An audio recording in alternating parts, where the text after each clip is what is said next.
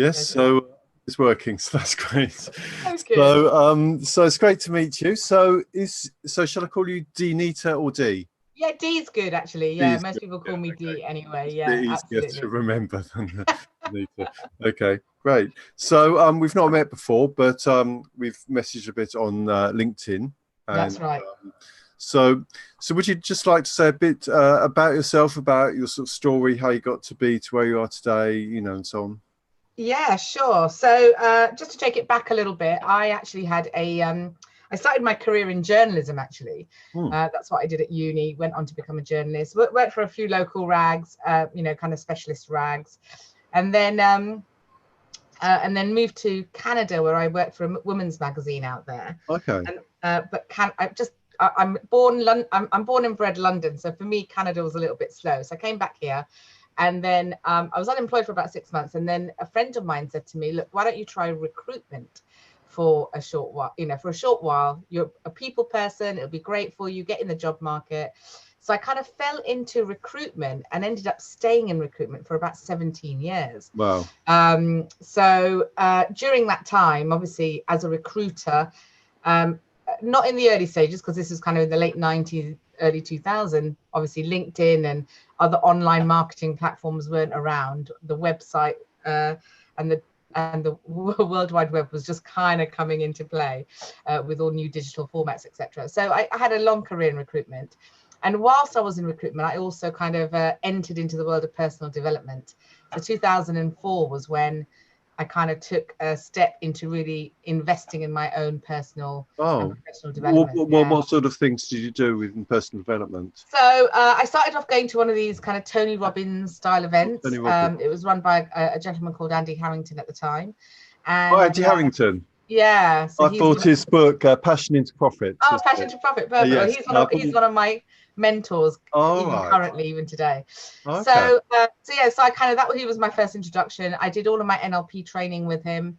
So I Oh, did okay. my NLP practitioner master prac, and then went on to do trainers training, and yeah, it completely changed my mindset, and also made me start to think more around business. I obviously had an entrepreneurial flair. But it really, I think training was something I just really loved. I loved helping others. Throughout my career in recruitment, I used to run massive, big teams as well as small teams. So helping others was really something that I loved. And I obviously had some kind of entrepreneurial flair. So it was always a big thing for me that one day I would kind of run a training and development business. So in 2012, it was actually that I decided to go out there. It was a week before my 40th, Keith. I thought, if I don't do it now, I'll never do it. Okay. And yeah, started my training and development business via Me Business Academy.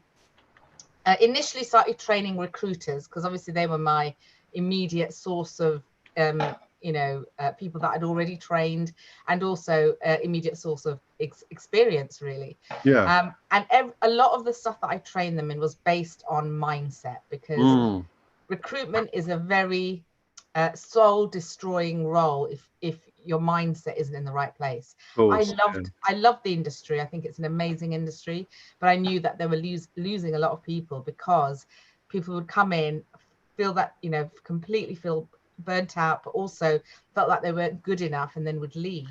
I think mindset, people didn't used to be back in the day, people weren't really aware of how important mindset was. And they used to think if having problems at work, it's all everyone else's fault and stuff. Yeah, Or exactly. but also the thing, well, to get better, they need some sort of technical knowledge or something like that, or to get another qualification. But actually, the most important thing probably is your internal dialogue and state control and that sort of thing. And mindset and believing you can do it. And you said like not feeling good enough. I mean, I've had many jobs in the past, and often I felt, imposter syndrome.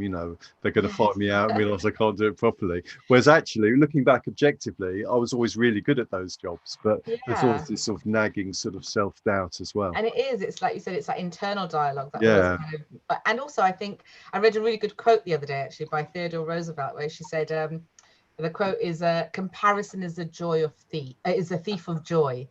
I So think I've heard that quote. yeah, and it's just so true, because you tend to compare yourself and Yeah. your own results compared to other people around And, you. and every time you do that, you always have look at it through sort of tinted sort of perspective, where you always put yourself down. Yeah, exactly. So then throughout my recruitment career, I'd been using LinkedIn when it first, not when it first came out. I think I was on it from around 2006, and I was using it, as a recruiter, not thinking anything of it from a business point of view. But because I'd obviously gone into personal development and it was now time to start my own business, initially, like every entrepreneur, coach, consultant, trainer out there, I was like, this will be easy. I'll be able to get clients, no problem. I was really good at sales and recruitment. Surely this isn't going to be difficult. And I found myself, because people knew me for 17 years as a recruiter. So the kind of stuff I was getting in was always that type of work. And I was like, I don't want to do this anymore. But I couldn't. But then I got to a point where I wasn't attracting the right type of clients. So I was just taking whatever work came, and I was taking it at whatever price. And I think that's something that a lot of people, and I don't know whether even clients that you've worked with, where they don't value themselves and their price. So they work, they deposition themselves and devalue what they're worth. So I found that that's what I was doing. I was going in whatever direction. I think part of the reason for that is we see ourselves as a commodity, don't we? We look at our service, we look around and we see other people doing it, then we talk to people, and then when it comes to the price, they say, "Oh, that's expensive." So, I'll do it cheaper then. It's like a race. It's the race to the bottom. But it's until you realise about personal branding, because once you build up your personal brand, you're actually a monopoly, and then you can obviously charge a lot more for it. And the whole thing around that is because they're not paying you for, an hour of your time, or 90 minutes of your time in coaching, or a week of your training. They're paying for your experience. And I think that's what, so I started to use LinkedIn more. At this point, I was doing training for recruiters, but I was also doing public speaking training. So I was a public speaker coach. Oh, okay. So I was doing, so that's what I mean. I was working via another is it the Professional Speakers Academy? Yeah, the Professional Speakers Academy, which is part of Andy Harrington's, that's his tribe. Oh, really? So he was giving me work. I was getting the odd client here and there, but I felt like I was always chasing clients and then competing on price, until I managed to attract one particular client off LinkedIn. And that was worth about 20K for me. Wow. And I thought to myself, gosh, like, I haven't even looked at my LinkedIn. But they've obviously found me, but they found me by luck. So I was like, right, I need to now look at my LinkedIn, start to do a few things. Because obviously it was a really good, I think it was a friend of mine had said to me, look, you were always using LinkedIn in recruitment. You were working with clients and candidates and attracting people. So just go back to what you already knew. Sometimes the answers are right in front of you, aren't they? And then you're like, oh God. So I made a few tweaks and changes to my profile, and realized that actually, a bit like what you said, I knew a lot more than I thought. And I started to make those tweaks and started to attract more of the right type of opportunities. So that's kind of, and then what happened was my circle of influence, who are full of entrepreneurs, coaches, trainers, consultants, mentors, they started asking me, look, Dee, you're obviously getting success with LinkedIn. We have no idea how to use it. We don't even think it's right for our business, is it? And I started to hear a lot of that, understanding that people didn't realize how powerful LinkedIn was as a marketing tool. Yes, that's right. And it does take a while to learn. I mean, I get a lot of clients off LinkedIn, and I really love it. And that's how we met. That's how we met, yes. And you out LinkedIn to me, because normally I approach people, but I realized, I looked back on messages and you actually connected with me first and then sent me the first message. So I think it's wonderful. But when you first glance, it just looks very sort of unfriendly and very corporate, and everyone trying to sell you stuff and everything. And and I really didn't like it. I just wanted to go back to Facebook, which is a lot nicer, and so on. And I know that you operate on both LinkedIn and Facebook. And I think a lot of people don't understand LinkedIn, and it's sad. I mean, so in terms of the strategy, the basic strategy that you would, where you get most of your people, basically, is it through LinkedIn or is it through Facebook or? It's a number of things, but it's actually both platforms. Yes. But LinkedIn is where the leads are converted quicker. Okay. And the reason for that, and also it's where I'm spending less money on the leads as well, because because LinkedIn is bar none the best platform for organic reach, as you know. Yes. It means that, you know, I'm not having to spend lots of money in order to become visible. Now, don't get me wrong, I do spend money on the ad platform there now, because I think because I think that I believe, and you know, from having tested it, from knowing clients that have tested it, there's definitely a you know, it's improved over the last year to 18 months. Oh, has it? Okay. Yeah, and it's definitely increased in its sophisticatedness, if that's a word. Oh, has it? Yeah, you know, like Facebook has always been a great platform for the ad platform, and I still use that.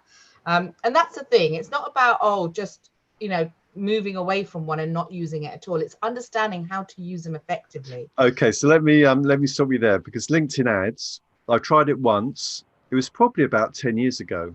Yeah. And I remember spending £500 on an ad. Yeah. It was like a text ad. And I got one client from that, and I earned £500 from that client. Yeah. So I sort of broke even, although I had to do all the work. At least you broke even. At least you broke so even. it sort of put me off, but obviously the platform's got better. And I know there's different ways of doing it, aren't there? Yeah, so, there are. So can you tell me in a nutshell your LinkedIn ads sort of strategy? Yes. So when I initially did it I think I initially started using ads about 3 years ago, I think 2 or 3 years ago. And at that time, it wasn't too bad a result. So I spent I think it was about £300. But the reason it wasn't to necessarily convert a client. So it wasn't a conversion campaign. And that time you didn't have different options. Like on Facebook, you have, you know, an engagement campaign, you have an objective, you know, there's different objectives that you use it for. And with LinkedIn, they didn't really have all of those options. So the purpose of that was I was launching my book in Canada, in Toronto. And I thought, and this was when I was still training recruiters. And I thought to myself, right, people in Canada don't really know me, and I want to know what the recruitment market is like out there. I'd obviously lived out there, and I knew that there was definitely potential. So I thought, I know what I'll do. I'll hold an event, just an evening canapes event, invite recruiters in, and you know, give them a bit of a 20-minute presentation, give them a free gift, and just invite them for wine and canapes, and have a bit of a social networking type event. So I thought, I know what I'll do. This is a good time to test the platform for the first time. So all I did was I was going to be there on the Tuesday. So I started the ad campaign on the Thursday and Friday. I kept it going. Weekend, I paused it because, you know, LinkedIn, I mean, obviously COVID's kind of created a different environment now, but most people aren't really active on LinkedIn on the weekend. And then I continued it on Monday and stopped it probably about Tuesday lunchtime. And over that time, I managed to build a list of about 30 to 40 recruitment consultants in Toronto. These are people who did not know me, including some real key global organizations. And I think I had something like a 30 to 40% show up rate at this evening. Mm. And it cost me about 300 quid. Yeah. But the point of that whole thing was, well, actually, that's not a bad return, especially from a show up rate, from a networking point of view. And that was my aim from this. So that was just a text ad to a landing page, was it? So this was actually a display ad rather than a text ad. Oh, just display ad, and it was a sponsored message.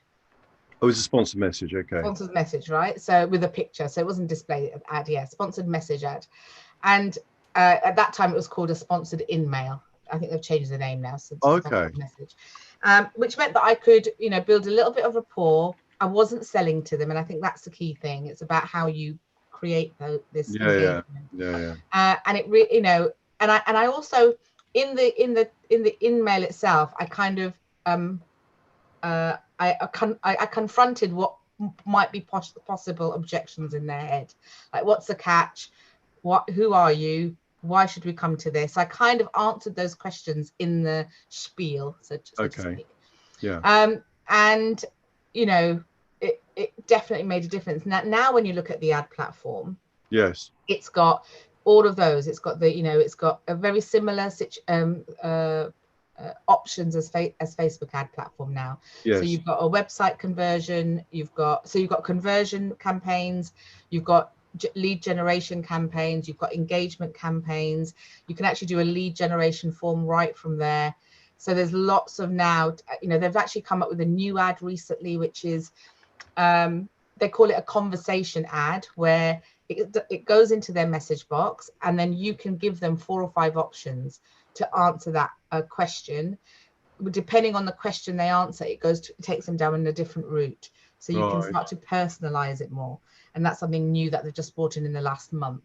So they're now getting a bit more savvy. What I love about LinkedIn ads is that you can target people by job title.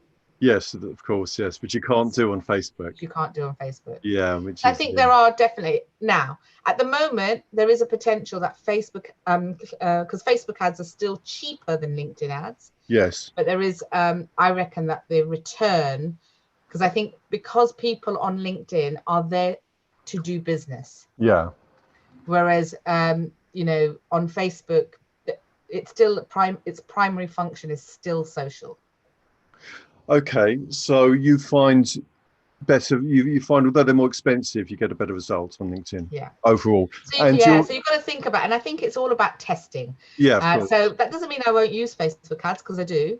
Yes. But it's really about, so I've got a new webinar launching in about a month's time, and I'll definitely put that onto Facebook now, because that is all on LinkedIn, because that is all about business, and I really want to target those people. And your preferred form of LinkedIn ads, would it still be this sponsored message email At type? the moment it would be, yeah. Having said that, I want to now try, because they've now got different types of conversion ads, so I would now try, I would definitely try a display ad now.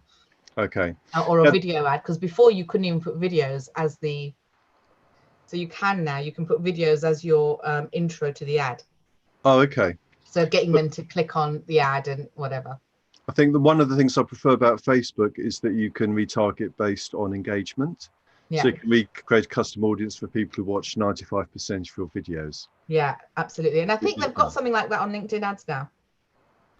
I had to look recently and I couldn't see anything. I think they do, yeah. I think it's a saved audience, certainly, anyway. Well, you can saved audience, yes, but I don't think you can retarget people who've consumed content. So that's what we love about Facebook. But it's certainly worth testing. But if you have a very large network, like both of us do, we can just send out to our contacts, can't we? So exactly. We can market to those without spending money on the advertising. Yeah, and I think that's the thing. It's a great thing is like, the ad, it's not about not using the ad platform. I think there's an option there to use it. Yeah. And for those of you who don't want to spend money on ads, you've got the option to become more visible and seen as the expert in your niche. Yes. LinkedIn has that organic reach. You mean by producing content? Yeah, producing content. And the great thing about LinkedIn is you don't even have to post every day to get noticed. It's about putting content out there, putting video. Obviously, they're taking their time, sort of bringing out the LinkedIn Live, which I got permission for very recently. So, so it's. How long did it take you to get your LinkedIn Live permission? I haven't applied yet. Yeah, it actually took me about 3 separate applications. I heard so. Yes, it's interesting. The person I spoke to on my last installment of my show, she had said exactly the same thing. She did 3 applications. Yeah. So you did your first application, then how long did you wait before you did your second one? I think I probably waited another 6 months. Probably. Really? Yes, I probably waited a bit too long, and then the second one I probably waited 3 months. Wow. And then what I did was, so interestingly enough, obviously, I was then teaching my clients about how to apply for it. And one of my clients got it before me. Right. I was like, this is interesting, because I asked her, literally what she did. And so this is great about learning from your own clients. And she basically gave them a whole schedule of what she was going to do for the whole year. Okay. So, and I thought, well, that's great. And also, it's good if you are continuing to do videos in your on your profile as well, because the more videos that they see on your profile, they'll go, okay, so this person is quite video savvy, goes out there, puts herself out there, or puts themselves out there, etc. So I then applied for it one more time, and then started to put in more kind of you know, a bit of a schedule on everything that I was going to be teaching my tribe. And how long of that third application, how long was it before you got and it was really weird because they didn't even notify me. I opened up my LinkedIn one time and I just saw this little red flashing light on my left hand side of my profile to say you now have access. So I think it was probably about a month. Oh, really? Okay. And the other times they didn't notify that you'd been rejected. They just didn't. No, I had to, I mean, they said they would, but I had to keep going back, and then it was like almost like it was like a case closed part, and it was like that. So it was a bit weird that the way they did it, but because in my case, I really want to start getting into lives. This is my first episode of my show. I'm also doing as a Facebook Live. I did like a test live Facebook Live yesterday, and I was really disappointed because I only got a handful of people actually there. So because I don't really have a very big audience on Facebook, my big audience is on LinkedIn. So that's why I want to get into doing LinkedIn Lives. But I know that also it's good to, they ask you, don't they, if you've got a URL of any other live stream. Other lives, that's right. So I want to get into doing Facebook Lives first. Then I'm going to apply. Then I'm going to start doing LinkedIn Lives as well. So let me give you a piece of advice, actually, that one of my marketing mentors gave me. And he said, never worry about the number of audience you have watching. Okay. Because that can, and that's with anything, especially on Facebook, because obviously now Facebook is very much a pay-to-play platform. So, you know, if you worry about how many people are watching or how many likes and shares you're getting, it'll stop consistency. Right. And I think for people like you, probably not so much, because we're used to doing this, given what we do.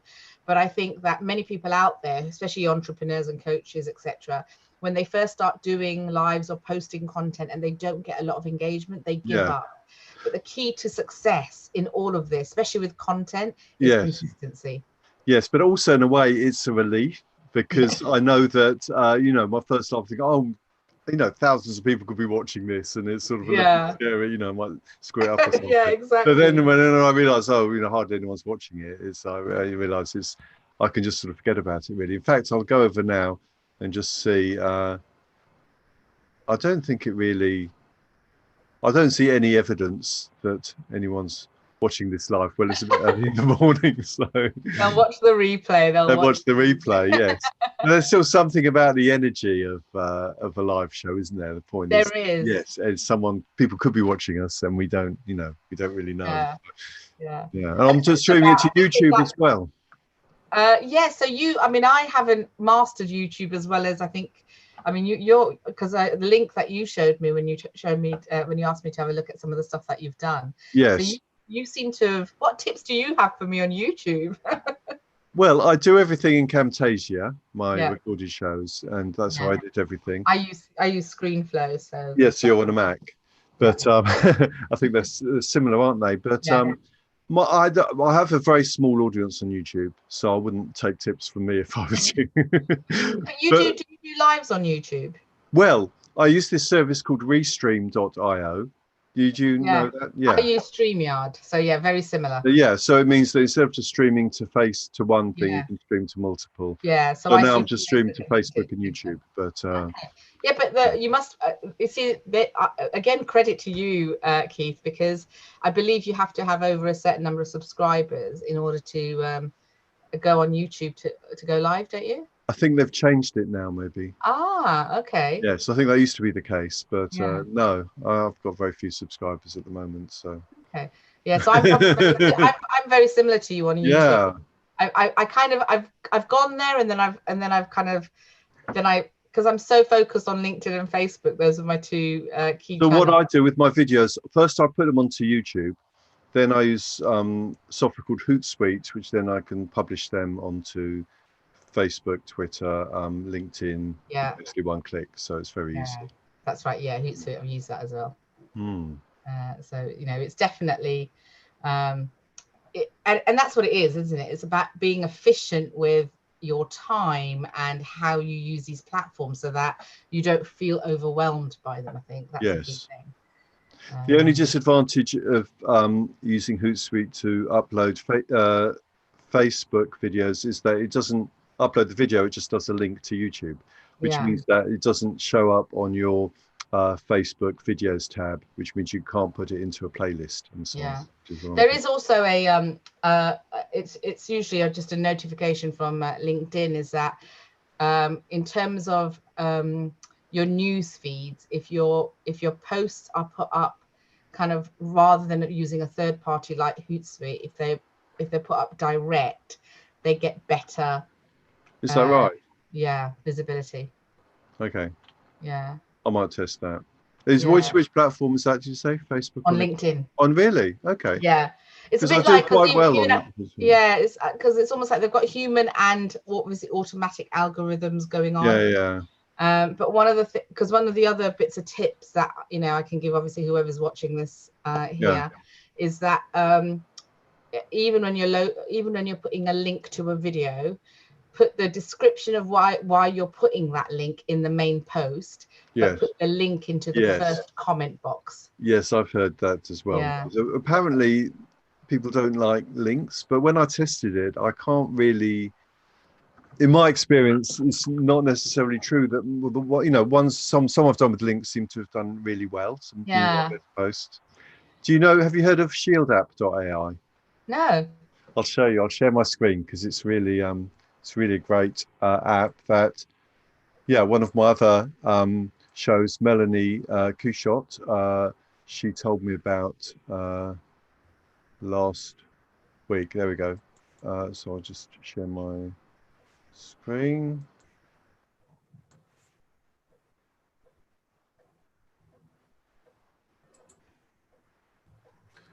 Right, so can you see this? I can. These are my analytics for LinkedIn. Yeah. And so here you can do all your posts over the last year, for example. Okay. You can sort by views. So this one got 2,157. That's my top post. And this is all organic. None of these were boosted. Yeah. And that tells you how many likes, how many comments, how many shares. And this tells you how many emojis, how many hashtags, oh my gosh, that's and how many links. So it actually tells you how many links. Now, these don't have any links, you're right, but this one has got 5 links. Yeah. And that got 688 views. So that did really well. So there you go. But I just find it's awesome. Really, so that's shieldapp.ai. That's awesome. Shieldapp.ai. It's brilliant, yeah, if you're a LinkedIn content producer. Yeah, that's really good to be able to see them in one glance as well, isn't it? Yes, and you can look at patterns. Why did this post do well? And one is, my top post was one about this book, Expert Secrets by Russell Brunson. By Russell Brunson. Yeah, it's a brilliant book. But I realized I was tapping into his audience because a lot of people know about him and like him. So they view my thing, click on it and so on. So that was my top post. And my second one was an article about the US economy, about, one of the politicians says, oh, this lockdown, it's okay, we're just going to bounce back really quickly or something. And then do you agree? So because I said, do you agree? All these people started making comments like, no, it's a load of rubbish. And then that engagement really boosted up content a lot. And that's the thing, putting questions at the end of the post is a really good way to kind of invite engagement. So yeah, I do that a lot. Have you found that kind of, obviously LinkedIn, like you said, is also a platform that you engage in a lot. What made you realize LinkedIn was definitely something powerful? I think I just sort of came across webinars, people sort of selling their LinkedIn system and stuff, and also just doing mainly B2B and realizing trying to do it with Facebook, but realizing you couldn't target specific job roles and stuff. Yeah. That it just sort of made sense, really. Yeah. Yeah. Oh, awesome.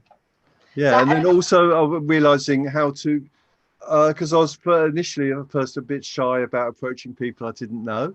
Yeah. But no, I just do it a lot all the time, and people don't, most people don't answer. That's fine. I don't take it personally. It's just a numbers game, isn't it? Yeah, exactly. And I think that's the thing as well. Your approach has to be right. So yes, rather than just selling Yeah, first off, you know, I know. I term that, I coined that term now as, you know, you want to become a social seller, not a social spammer. And I think Yes, those are the key things, because I think, you know, at the moment, you know, luckily it's not too bad, but you still get a fair bit of it on LinkedIn, where, you know, you'll set literally the second email to you will be what yes, you think you know you need, without even having a conversation with you. And I that's think that's right. the Yeah, difference between many platforms and LinkedIn, is that LinkedIn is social networking. It's yes, not social media. It's yes, about networking with people, like-minded individuals, and with people who are there to do business, yes, but being seen as that authority and that expert, so people want to buy from you. So don't yes. try and sell to people, get them to want to buy from you. And I think that by giving lots of value, that's the difference. Exactly, yeah, and that's my methodology now as well, which has been a change for me, because it used to be more about trying to sell and just Yeah. not really working. So this is so much better, yeah, leading with value and so on. Yeah. And I'm also really interested in your Facebook lives. So I Yeah. had to look at one of your Facebook live show. It looked very entertaining. You Yeah. do it with this you do it with this other guy, don't you? I've forgotten his name. Yeah, Vish Ish, Fabric. yeah, Yeah. So yeah, yeah, but the both of us do something called digital insight. So we used to do this actually a long time ago. right, And then we both got very busy in our own kind of businesses, so we kind of stopped. Um, and also we had like other distractions happening, mm, etc. So very like more recent, and I think this is where lockdown has actually been, like, I've seen it as a massive benefit as well. mm, Obviously, you know, still miss the fact that I'm not with family, or, you know, that kind of people contact, but I think the lockdown has given many of us time to reflect, but also focus or refocus. mm. And I think both of us did that. So we had a chat the other, well, probably about a month ago, 2 months ago, and I had already started something called Expert Insights, where I was, and this was during lockdown. This was really about you know, bringing advice to people of what they could do in lockdown. So it wasn't necessarily about LinkedIn or marketing, but it you know, I had an accountant come on, I had you know, I had a business coach come on, just to give advice to people who were worried about lockdown and Mm. what might happen. So I started with that, and then it was actually through doing those on a weekly basis, and I was doing them twice a week, that suddenly LinkedIn woke up and gave me that access to LinkedIn Live. So Right.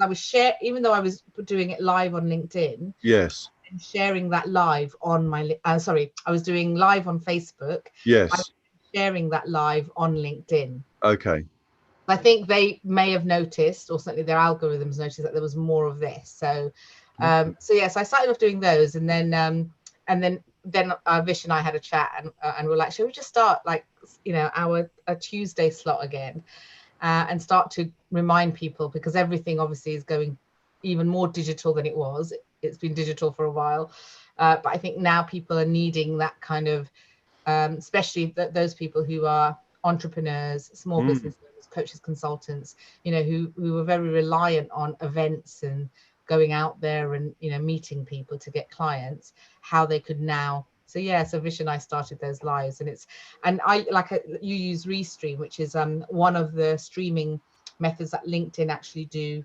have as their third party once you Yes, go live, and they also have StreamYard. So I exactly yes, as you. Uh, so now we go live on Vish's page on Facebook, but we go and we go live on LinkedIn at the same time. So I've got the version where you can go live on 2 pages. yes.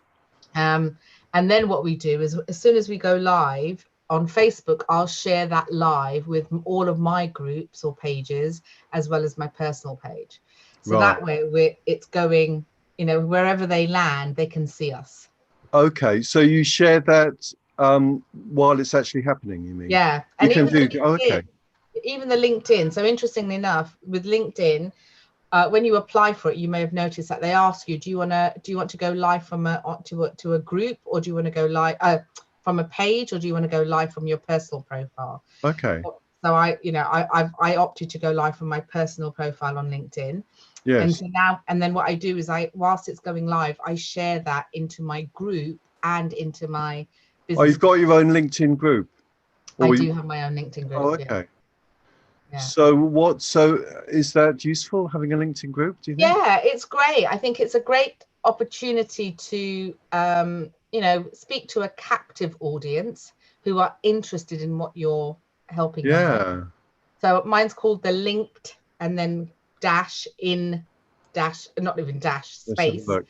lab. So LinkedIn Lab. So it's called the LinkedIn Lab.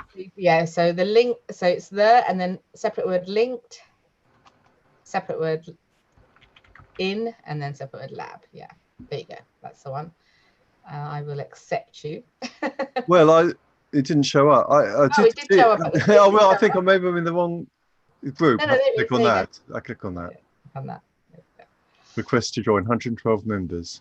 Yeah. So Ah, it's slowly growing. You know, initially I didn't really do anything with it. I was, you know, I'd started it and then kind of wasn't really doing much. But now I'm starting to get, you know, I'm trying to do more things weekly in there, and I share, especially with LinkedIn, because it's always like coming up with, especially right now, I think both LinkedIn and Facebook, I think they're going through this whole process where they're just enhancing all of their features, adding new features. So I'm always sharing content with them to say, look, this is new on LinkedIn, take a look at this, etc. Before I got LinkedIn Live, I was doing just like videos in there, bits and yes. bytes on a weekly basis. And more recently, and this is a great way to get more engagement in your group, I started something called the LinkedIn Visibility Challenge. So it was a 5-day challenge, and I did it both on LinkedIn, on the LinkedIn Lab group, and then I've got a group on Facebook called the LinkedIn Lab members group. And in that, and I started it in both those pages, both those groups. And it was great, Keith. It was like, you know, my Facebook page, my Facebook group actually grew by another, it doubled basically in terms of its, Really? So yeah. this is your Facebook page, LinkedIn Cash Converter. So that's a LinkedIn Cash and Convert. That's the actual page. But if I've got a group called the LinkedIn With, Lab, and that's spelled as it is. that's not linked to from here, though, is it? No, because you can link this to the group, but it doesn't do it the other way around for some reason, I think. I can't remember now. So, because Learn More goes to your website, presumably. Yeah, that's Learn right. More and send message. Okay. Yeah. So how do I find the group? So again, just at in the search bar, if you just put the LinkedIn Lab, and this time it's spelled, LinkedIn is spelled just as you would normally. So the link, and it's that top. Yeah, that's the one. Okay. And do you let most people in if Yeah, they're this one's a public group. So as soon Oh, as it's a you, public one. Okay. yeah, although it still asks for Info. No, it didn't.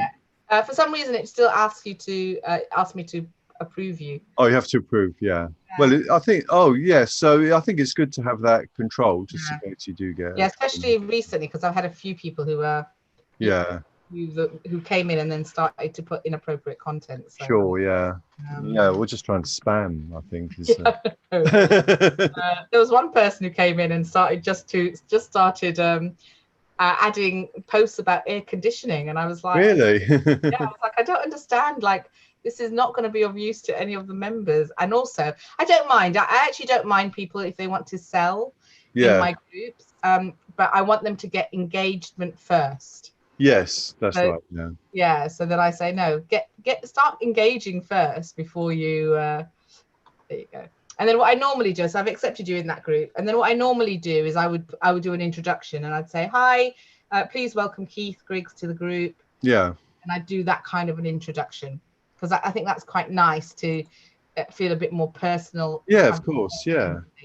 Yeah. Yeah, to create a bit of Same for community and that LinkedIn as sort of well. thing. Yeah. So I'll do that a bit later when our live's over, Keith. Okay, that's great. So okay, so can we just backtrack? So you told me that you did something and that doubles your number So of this LinkedIn Visibility likes. Challenge. LinkedIn Visibility Challenge. Yes. So Every day. and that helped you on your that doubled the number of people liking your LinkedIn Joining the group. joining the group, which your LinkedIn group or your Facebook group? Facebook group. So you had a LinkedIn 5-day visibility challenge. Yeah. And that because of that, you doubled the number of people in your Facebook group. I did, yeah. Okay. And it was really mainly because suddenly people had things to do. So Right. every day I would do a live video and I would tell them what that day's challenge was. I gave them a Yeah. prize at the end of it. Yeah. So the prize I gave them was I'd launched an online training, just an online training program. It's a one-off training program, which is all about how to build your LinkedIn profile to market you. Yeah. And I was launching it. So I said, okay, before it launches to the public, I'm going to give you access, a Yeah. lifetime access, but you have to do all of these 5 things. Okay. And so I did that, and it was phenomenal because, first of all, people, and obviously I told them that they all had to, they had to get on, they had to literally get on the everyday post or do screenshots to show me that they were actually doing it. Right. And did they have to post? So as part of this challenge, step 1 was it to join the group? They had to join the group to do this. Yeah. So they had to be part of the group to do it. Yeah. But you promoted it on your Facebook page. Not just Facebook. I did it both on Facebook and LinkedIn.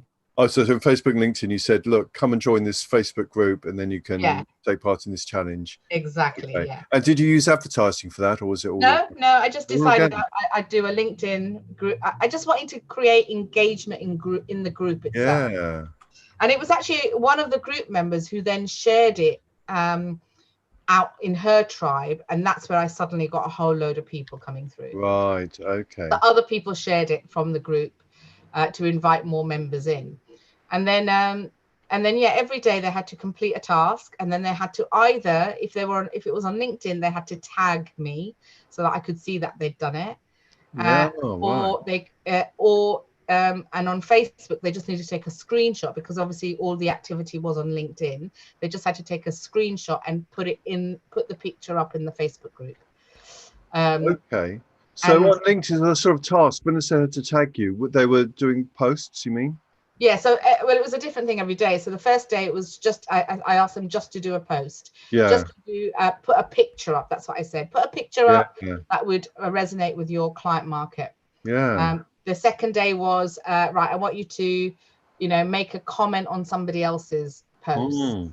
The third was, it was different things every day. I think the third was join a group. Asked to join a group. And then the last day, for task number 5, it was to do a video.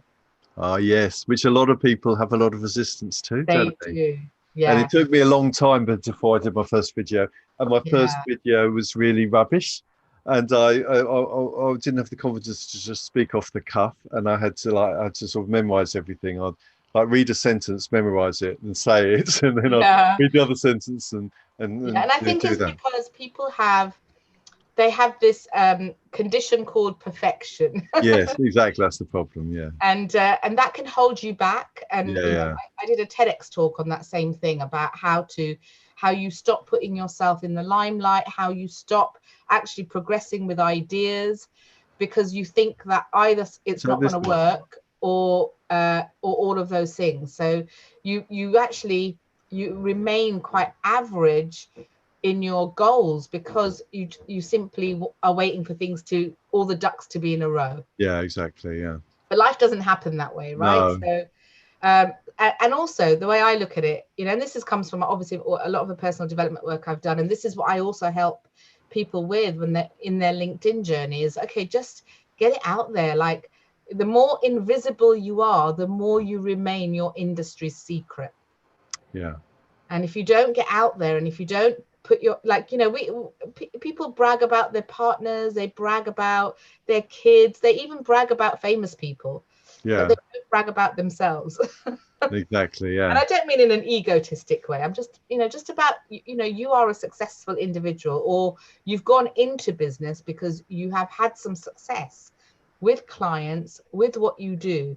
And as long as you continue to give value and serve your clients in the right way, then you've got to tell people about it. You see, what stopped me was I always thought it was sort of like being at a job interview, where you have to just present the best side of yourself all the time and not admit any flaws or anything like that. But now, and it all seemed a bit fake and artificial.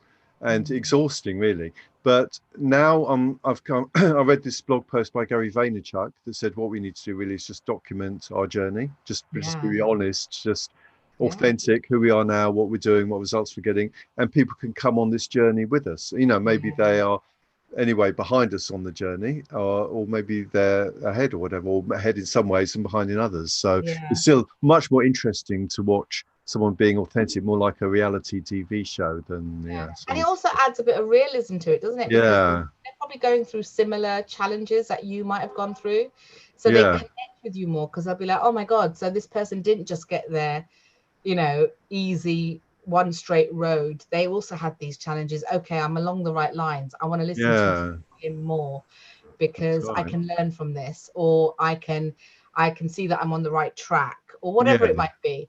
And also the truth is, we aren't all perfect. You know, we'll trip over our words sometimes, we'll say the wrong thing. I mean, already, you know, in this interview I've said Facebook instead of LinkedIn a few times, and LinkedIn instead of Facebook a few times. That's right. And you know, do I know everything? No, I don't. But I know enough to be able to help people. You still know more than some other people like me, so that's all that you need, really. And I'll still also want people who are better than me, because I'll want to learn from them. So that's right. You know, it's surrounding yourself by all types of people, and like you said, being authentic and going, actually, I've made a, you know, right boo-boo on this. yeah. And that also makes you much more relatable. And that's it. Wanting to sort of work together with someone. So I wanted to quickly ask about TEDx, because when I sort of saw your profile, oh, TEDx, wow, that's pretty impressive. So because I know obviously there's the TED Talks, and TEDx is where they're independently organized, aren't they? But there is still some quality control. You can't, I just couldn't. Oh god, there's definitely quality control. So how did you get to be a speaker at a TEDx talk? So well, first of all, I was very lucky in that a friend of mine, who is an amazing coach herself and trainer herself, she was actually independently organizing one. Okay. Now, just to everybody out there, that doesn't mean I automatically got in, because I didn't. No. I had to then, you know, it was just easier for me to go, right, okay. And she was doing one in, which is all about, because every year, I believe TEDx have a period of 10 days or something that is specifically aimed for women. Okay. This was something called Top Ainley Women. So Top Ainley is a place. Okay. And and so there was, I think there was about 20 of us. And so I had to go through submitting, first of all, making sure that the idea was right, it fit in with TEDx's guidelines.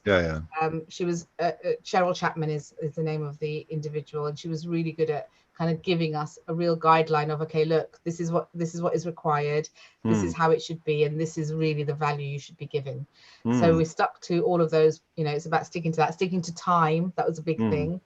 And I, you know, and I'm a speaker, I do a lot of speaking, so sometimes you can go over time if you're not careful. So I had to really hone in on what the message was. And yeah, you know, so the message I came up with was obviously it was my own idea, and my brother helped me a little bit kind of shape the idea. But yeah, so then I had to, it was, like I said, it was very, very specific guidelines that you stick to.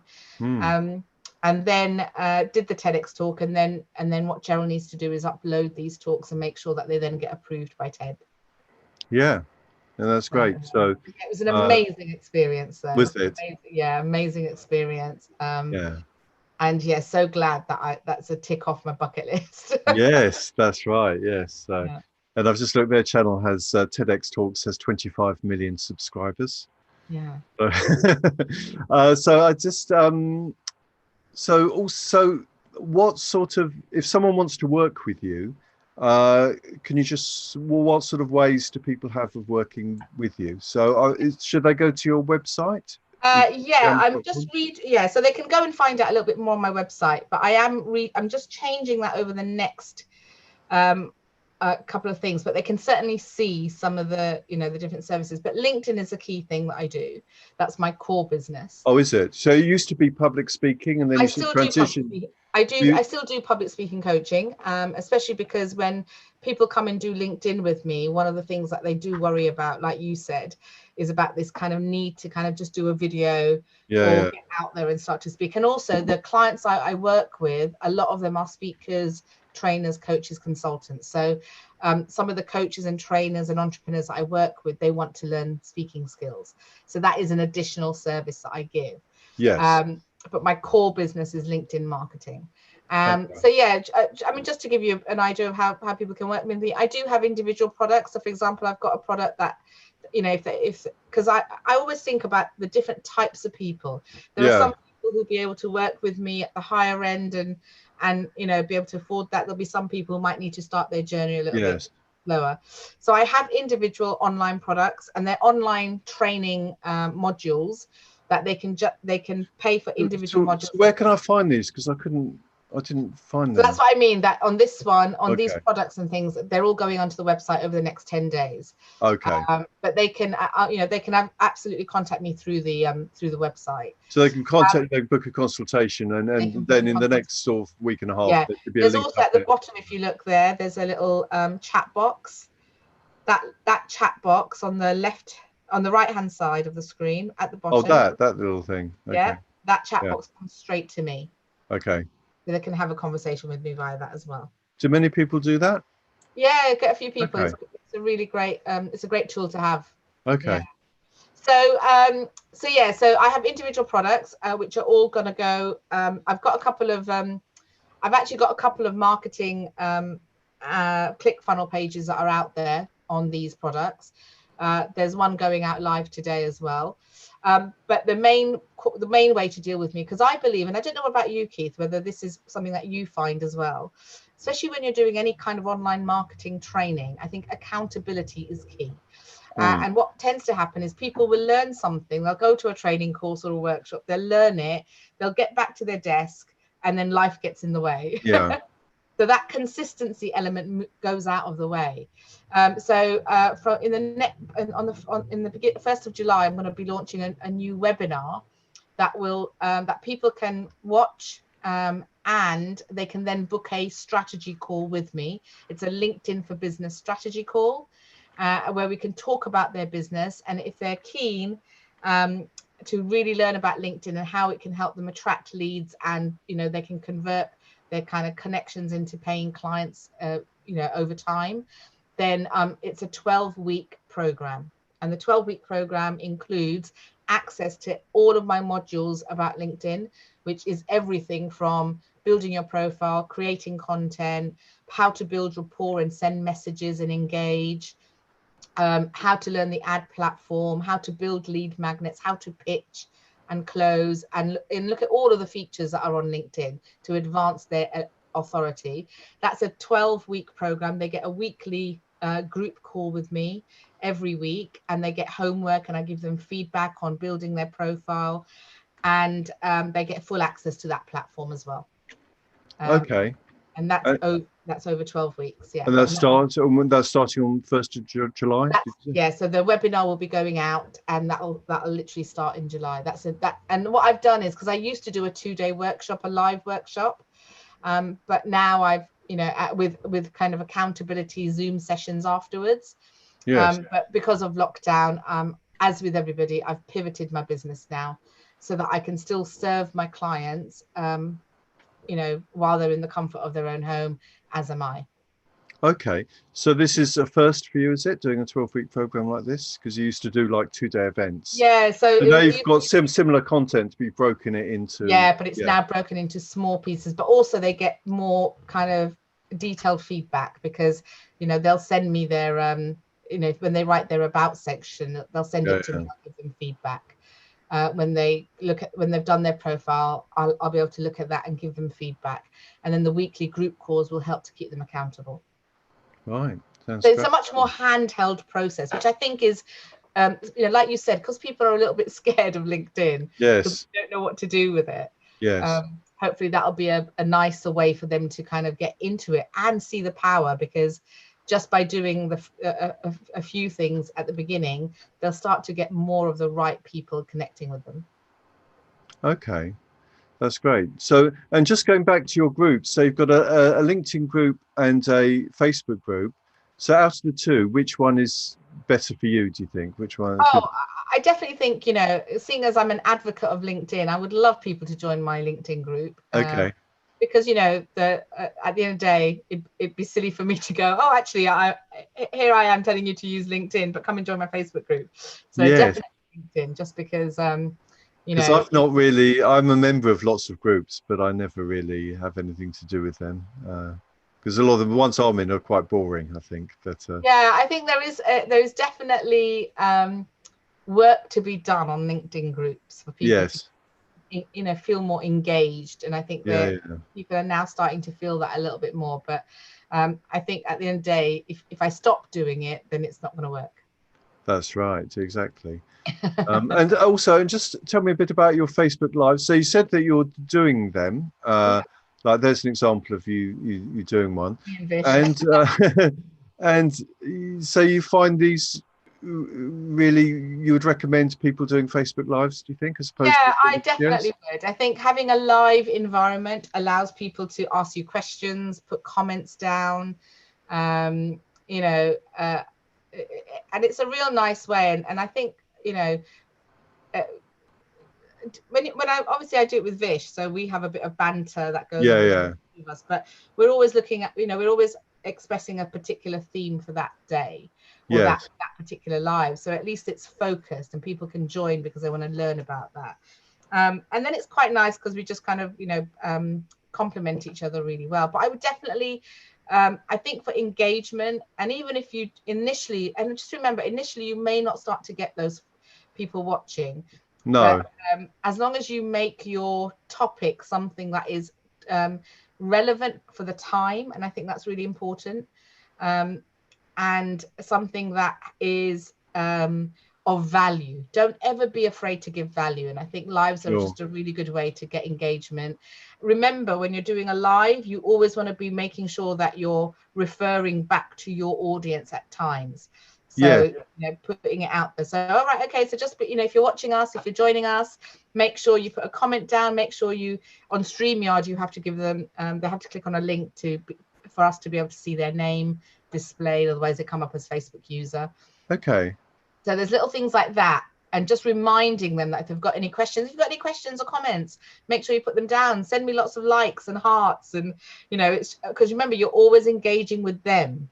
okay. So even though me and Vish are talking to each other, both of us will always be reminding them or conversing with them or asking them questions at all times, just so that they remember that we are talking to them. Otherwise, So they get bored. People get bored, don't they? exactly. So I'm just looking. So I'm trying to see so these live shows. I'm trying to see these. This doesn't have any comments here. Are they somewhere else? Or with the So yeah, videos on the go? linking cache and converter, they probably won't because it so it goes the digital insights ones. So if you look at my profile, sometimes you'll get comments on that, but Expert Growth Academy is Vish's So page. oh, so they're streamed onto his one. So also called Expert Growth Academy. Expert Growth Academy, yeah.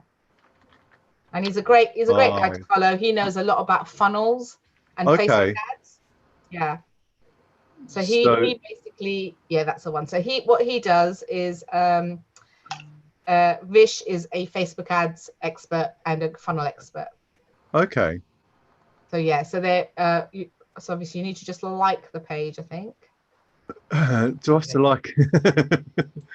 I mean, you Well, don't good. have to obviously. Oh, sorry, No. I thought you do in order to see it, but yeah. Okay. So And then yeah, you should be able to comment. and here under posts. Yeah, so I Uh, think the last one we did get quite a few. so where would they be under videos probably? So yeah, it should be under videos.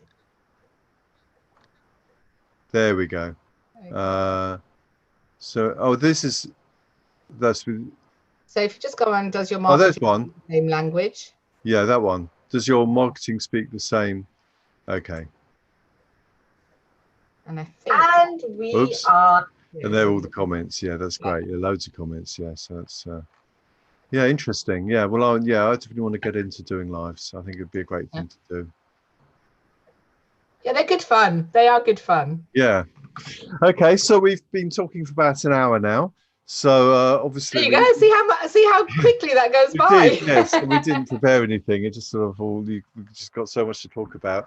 So yeah, we better bring it to a close, as I know we're both very busy, as are probably our viewers as well. So it's been lovely speaking to you, and yeah, hopefully Having we me, can. Keith. Yeah, well, hopefully we can talk again at some point, because I'm sure both of us are evolving our sort of strategies and Yeah. techniques all the time. So. Yeah, and perhaps we'll have you on our digital insight That'd show. be lovely. Yeah, I'd love to come on. Yeah. So, All right. all right Brilliant. then. All the Thank you very best. much. Cheers. Bye. Bye.